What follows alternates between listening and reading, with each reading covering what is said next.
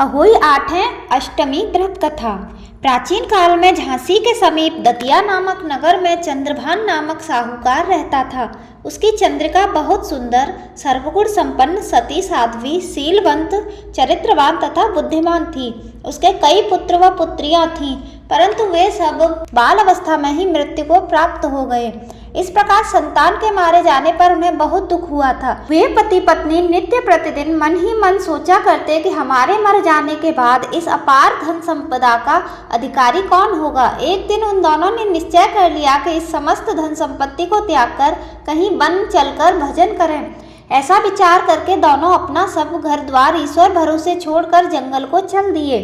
जब चलते चलते थक जाते तो कुछ ठहर कर विश्राम करते और फिर चल पड़ते। इस प्रकार चलते चलते वे दोनों प्राणी बद्रिका आश्रम के समीप शीतल कुंड जा पहुँचे। वहां पहुंचकर उन दोनों ने खान पान आदि सब त्याग दिया और निराहार अपने प्राणों का त्याग देने का निश्चय कर लिया। इसी तरह बिना आहार और जल पान के जब 7 दिन व्यतीत कर दिए, तब 7वें दिन आकाशवाणी हुई कि तुम दोनों प्राणी अपने प्राण मत त्यागो। यह बस तुम्हें दुख तुम्हारे पूर्व पापों से भोगना पड़ा है। सो अब तुम अपनी स्त्री से अहोई आठे, जो कार्तिक मास के कृष्ण पक्ष में आए, उसी आठे को अहोई माता का व्रत और पूजन कराओ। तब अहोई नामक देवी प्रसन्न होकर तुम्हें साक्षात दर्शन देंगी। तब तुम उससे अपने पुत्रों की दीर्घायु मांग लेना और व्रत के दिन तुम रात्रि को राधा कुंड में स्नान करना। तत्पश्चात इस आकाशवाणी के अनुसार चंद्रभान की स्त्री चंद्रिका ने बड़ी श्रद्धा और स्वच्छ भावना से विधि विधान से अहोई आठे का व्रत किया और राधा कुंड में स्नान किया। जब वे दोनों स्नान करके वापस लौटे तो उन पर प्रसन्न होकर अहोई माता ने प्रत्यक्ष दर्शन देकर वर मांगने को कहा।